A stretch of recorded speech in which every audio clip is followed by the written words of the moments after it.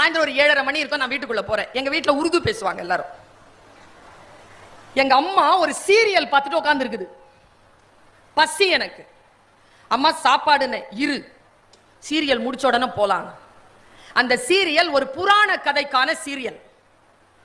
நான் உங்க எல்லாருக்கும் சொல்றேன், காட்சிகள் எது வேண்டுமானாலும் இருக்கலாம், ஆனால் அது நம்முடைய வாழ்க்கையில் ஏதோ ஒன்றை நமக்கு கற்றுக் கொடுத்து போகிறது. ஒண்ணு இப்படி இருன்னு சொல்லுது, இல்லைன்னா இப்படி இருக்காதுன்னு சொல்லுது. கற்றுக்கொண்டு ஒன்றை கடந்து போவதற்குல எங்க அம்மாட்ட பசி, உட்காரு இதை முடிச்சுட்டு வரேன் அப்படின்னா நான் உட்கார்ந்துட்டேங்க. ஆடாடாடா, ஒரு 10 நிமிஷம் என் லைஃப்ல நான் 1000 புத்தகங்களை படித்தாலும் 1000 அறிவுரைகளை கேட்டாலும் மூளைக்குள் உரைக்காத ஏதோ ஒன்று அப்படி பத்த வச்ச மாதிரி உள்ள டப்புன்னு வெடிச்சு ஒரு திரை கிடைச்சது. ஒருத்தன் தவம் செய்யறான், அரக்கன் அவன். அவன் பேர் துர்கா மா அசுர். அவன் இப்படி உட்கார்ந்து இருக்கிறானா, காளி அப்படின்னா டப்புன்னு காளி வந்துட்டான். காளி என்ன பேர் அழகுங்கிறீங்க? இப்படி இருக்கிறாங்க அழகி, ஆனா கருப்பா இருக்கிறான். என்ன? உன்னிடம் ஒரு வரம் வேண்டும், சொல். நாளைக்கு எனக்கும் ஆதிபராசக்திக்கும் போர். ஆதிபராசக்தியை நான் கொல்ல வேண்டும்.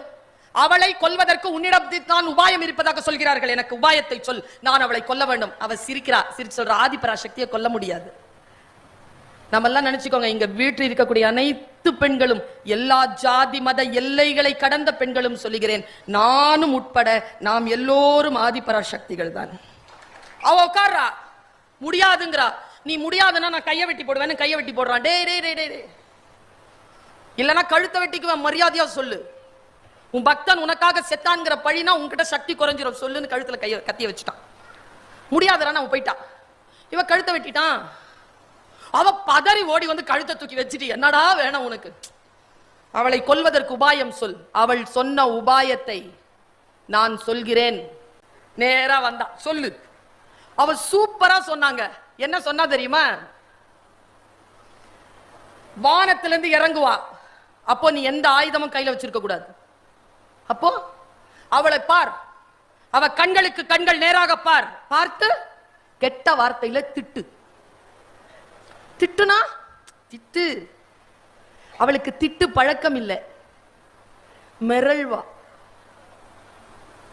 தங்கம், தேவதையே, என் சொக்க ரதமே, அப்படி சொல்லி தானே வளர்க்குறாங்க பொம்பளை பிள்ளைய. அதுக்கு கெட்ட வார்த்தை தெரியுமா என்ன? திடீர்னு எவனாவது வந்து கெட்ட வார்த்தையில சொன்னா, அப்படி அவளுடைய அழகை, அவளுடைய ஒழுக்கத்தை, அவளுடைய நிர்வாகத்தை, அவளுடைய வீரத்தை, அவளுடைய தைரியத்தை, அவளுடைய எல்லா கல்வி ஆற்றல் எல்லாவற்றையும் நிந்தனை செய்கிறான். நீ செஞ்சா அவ அப்படியே பலம் இழப்பாள். அப்ப நீ என்ன வேணாலும் அவளை செய்யலான்ட்டு அவ போயிட்டான். நான் அப்படியே பதறி போய் பாக்குறேங்க.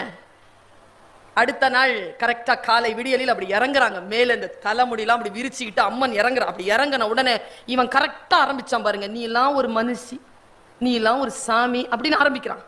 அவளுக்கு என்னடா இது போர் புரிய தானே வந்தா, இவன் கெட்ட வார்த்தை சொல்றானேன்ட்டு புரியல அவளுக்கு.